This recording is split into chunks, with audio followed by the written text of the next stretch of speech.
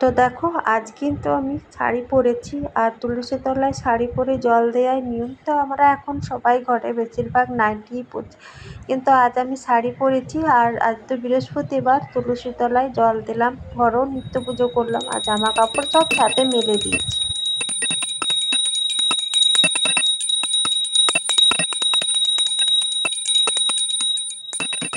তো ঘরের আমার নিত্য পুজো দেওয়া হয়ে গেল, তুলসী তলায় আমি জল দিয়ে দিয়েছি। তারপরে এখানে ভাতের জলটা বসিয়েছিলাম, সেটা কিন্তু গরম হয়ে গেছে, চাল দিলাম। আর এখানে চাল দেওয়ার পরে আমি কিন্তু অনেকটা টাইম সবজি কেটে নিয়েছি। আর বেগুনটা না শীতের বেগুনের মতন খুব সুন্দর ছিল, তো একটু ভাবছি বেগুন ভাজাও করব।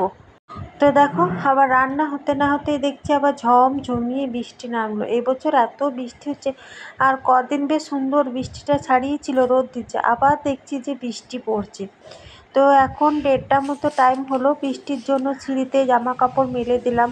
আর আজ তো বৃহস্পতিবার, রান্না আমার কমপ্লিট হয়ে গেল। এখানে ডাল, আর ওইখানে দেখো ওই একটা সব রকম সবজি দিয়ে একটা সবজি করলাম, আর বেগুন আর আলু ভাজা। তারপরে আর তেমন কিছু রান্না করিনি, আর খাওয়া দাওয়া করে তোমাদের সাথে আর শেয়ারও করিনি, ঘুম দিয়ে দিয়েছি। তারপরে বিকেলে উঠে চাটা খাওয়া হয়ে গেছে, আটাও এখানে মেখে নিচ্ছি। আর ছোটো মেয়েও টিউশনি চলে গেছে, আর বড় মেয়েকেও একটু সুজি করে দিলাম, ও খাবে, সুজি খাবে। তো সুজি খেয়ে বড় মেয়েও টিউশনি যাবে। আর চুলাটা যেহেতু ধরানি ছিল, তো ওই জন্য ভাবছি তাড়াতাড়ি খাবারগুলো করে নিই। আর দুপুরে তো তেমন কিছু রান্না করিনি, বৃহস্পতিবার। আর নিরামিষ খেলে না খুব তাড়াতাড়ি হজম হয়ে যায়, নিরামিষ খাওয়ার এই একটা গুণ। আর পেঁয়াজ রসুন খেলে সারাদিন যেমন একটা মানে ঢ্যাক ঢ্যাক করে আর কি।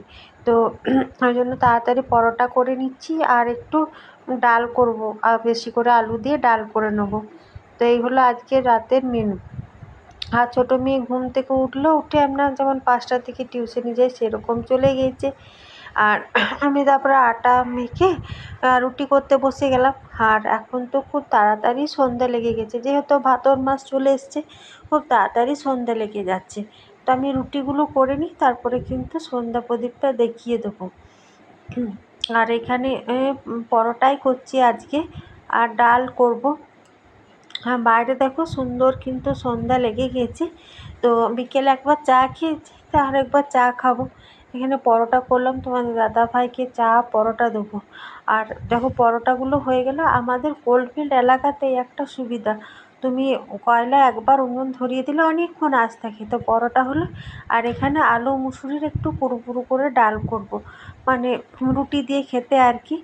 তো আমার তো সন্ধ্যাবেলায় দেখো সন্ধ্যা প্রদীপ দিয়েছি, এখন অনেকটাই টাইম হয়ে গেছে, এখনও সুন্দর প্রদীপ জ্বলছে।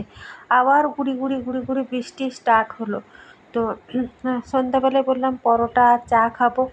আর মেয়েরা তো সুজি খেয়ে গেছে টিউশনি। তো তোমাদের দাদাভাইকেও দিলাম, আর এখানে আমিও দুটো রুটি খাবো আর কি। সেই বললামই তো নিরামিষ খেলে খুব তাড়াতাড়ি হজম হয়ে যায়। তোমাদের দাদাভাই আর আমি খাচ্ছি, মেয়েরা তো এখন টিউশনি থেকে চলে এলো। তো এসে ছোটো মেয়েটা সুজি খেয়ে যায়নি, বড় মেয়েটাই সুজি খেয়েছিল, তো এসে ওকে খেতে দিয়ে দিলাম ডাল রুটি। তারপরে কিছুক্ষণ পড়লো, এখন তো পরীক্ষা চলছে। আর 10টা মতো টাইম হলো, সেই সন্ধ্যাবেলায় তোমাদের দাদাভাই মানে চা পরোটা খেয়েছে, আর কিছু খাবে না বললো।